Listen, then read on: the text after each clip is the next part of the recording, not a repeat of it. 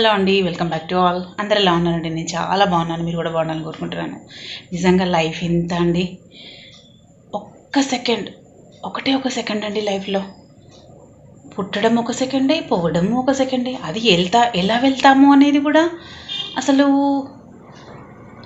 నిజంగా ఆ flight incident చూస్తుంటే ఎన్నో కలలు, ఎన్నో ఆశలతో అలా గాల్లో ఎగురుతున్న వారి ప్రాణాలు నిజంగా గాల్లో కలిసిపోయినాయండి.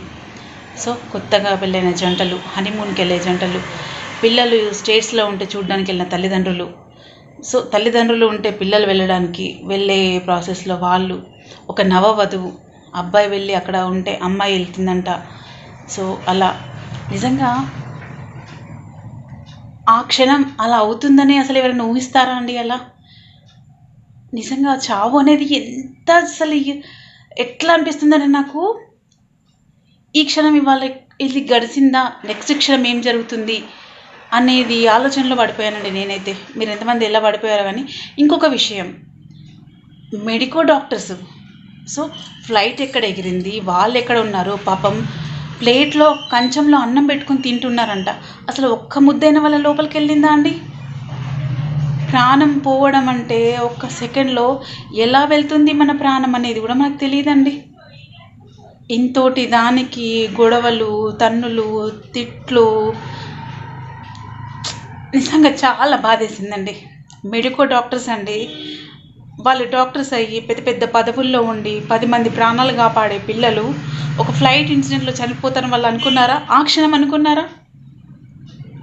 ఫ్లైట్ ఎక్కడ ఎగిరింది, ఎక్కడ ల్యాండ్ అయింది, వాళ్ళ ప్రాణాలు ఎలా పోయాయి, వాళ్ళ పేరెంట్స్, వాళ్ళ ఫీలింగ్స్ ఏంటి? నిజంగా నాకు చాలా బాధిస్తుందండి ఆ ఇన్సిడెంట్ చూస్తుంటే. పైలట్ అండి, ఇప్పుడే చూశాను, పాపం 2 years బ్యాక్ జాబ్ వచ్చిందట అమ్మాయికి. సో వాళ్ళ పేరెంట్స్ విలవిల చూస్తుంటే ప్రాణం పోతుందండి. సో ఇదండి జీవితం. ఇంతటి జీవితానికి ఎన్ని ఆశలు, ఎన్ని కోరికలు, ఎన్ని అసలు ఆస్తులు, పాస్తులు, ఇవన్నీ అవసరమా అండి? మనిషి బ్రతకడానికి ఎంత ముఖ్యమో అంత సంపాదించుకుంటే సరిపోతుందండి. ఇప్పుడు దాంట్లో కొద్ది కోటీశ్వరులు కూడా ఉండొచ్చు, వాళ్ళ డెడ్ బాడీస్ బూడిదైపోయాయి. వెళ్తూ తీసుకెళ్లారా? వాళ్ళ బాడీస్ని తీసుకొచ్చి వాళ్ళు ఏమన్నా క్రిమేషన్ చేయగలుగుతారా? చెప్పండి. వాళ్ళ పేరెంట్స్ వాళ్ళ ఫేసెస్ చూస్తారా? నాకు ఇది చాలా బాధ అనిపిస్తుందండి. అసలు ఒకలాంటి ఇంతే నా జీవితం అనేది అనిపించిందండి నాకైతే. మీలో ఎంతమందికి అనిపించింది చెప్పండి ఒక్కసారి. ఆ క్షణం ఎయిర్పోర్ట్లో ఎక్కేటప్పుడు ఉన్న సంబరం, కోలాహలం వాళ్ళకు ఒక 5 నిమిషాల్లో ఆవిరైపోయిందండి. సో మన ప్రాణం ఎలా వెళ్ళాలి అనేది ఇక్కడ రాసే ఉంటుందండి, కాకపోతే మనకు తెలియదు అది ఇలా వెళ్తుంది అని. వాళ్ళతో పాటు ఆ మెడికోడ్ స్టూడెంట్స్ కూడా వెళ్ళిపోయారు, చూసారా?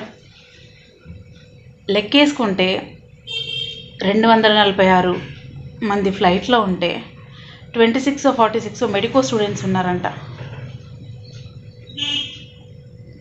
Near about 300 members at a time. దాంట్లో అన్ని బూడిదయ్యాయండి, ఒక్క భగవద్గీత ఒక్కటి బతికిందండి. నిజంగా నాకు చాలా కళ్ళకు నీళ్ళు వస్తున్నాయండి. ఏదైనా ధర్మం, మనం చేసిన పుణ్యం మనతో వస్తుంది తప్ప వేరే ఏది మనతో రాదండి.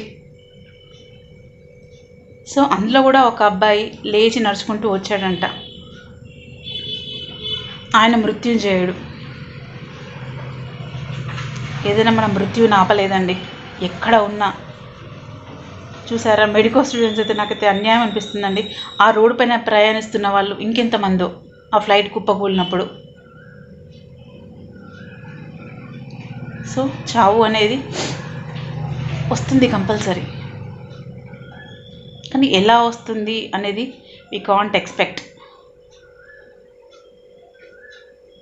వయసుతో సంబంధం లేకుండా పిల్లలు, పెద్దలు, ముసలి వాళ్ళు,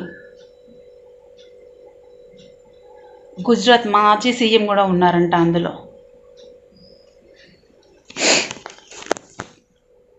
పెద్ద పెద్ద వాళ్ళు ఎంత సంపాదించినా ఏం తీసుకెళ్ళలేమండి, ఒక మంచితనం తప్ప. పోతే ఒకరు అయ్యో పోయిందే అని అనాలి తప్ప అయ్యో పోయింది మంచి పని అయింది అని మాత్రం అనకూడదండి ఎవరినైనా కానీ. సో మనం వెళ్తూ తీసుకునేది అదొక్కటే అండి. నాకైతే నిన్న ఇన్సిడెంట్ ఫ్లైట్ కుప్పకూలినాక పెద్ద బాధ అనిపించలేదండి. ఆ మెడికల్ స్టూడెంట్స్ చనిపోయారన్నారు చూసారా, చాలా బాధ వేసింది. వాళ్ళ పేరెంట్స్ ఎంత కష్టపడి చదివిస్తున్నారు, ఎక్కడెక్కడి నుంచి వచ్చి ఉంటున్నారు పిల్లలు, వాళ్ళు ఎంత కష్టపడుతున్నారు. కంచాల ముందు కూర్చున్నారటండి పిల్లలు. ఒక ముద్దైన లోపలికి పోయిందో లేదో పాపం పిల్లలకి.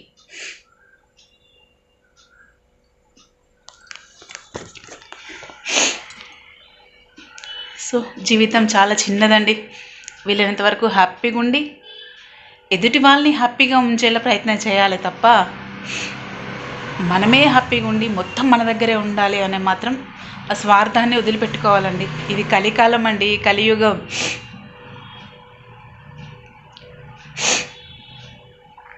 వెళ్తూ తీసుకునేది మంచితనమే తప్ప ఇంకోటి ఏం లేదండి.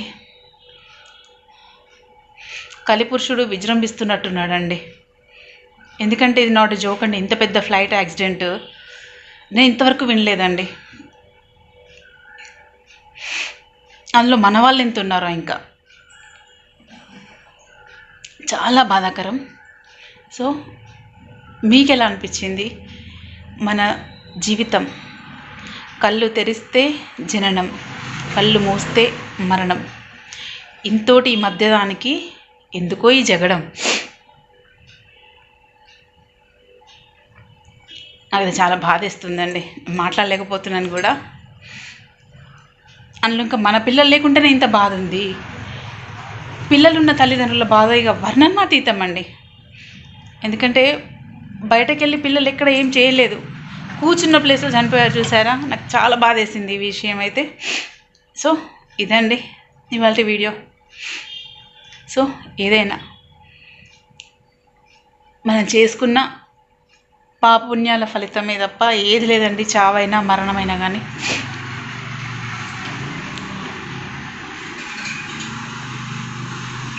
సో థ్యాంక్స్ అండి, థ్యాంక్స్ ఫర్ వాచింగ్.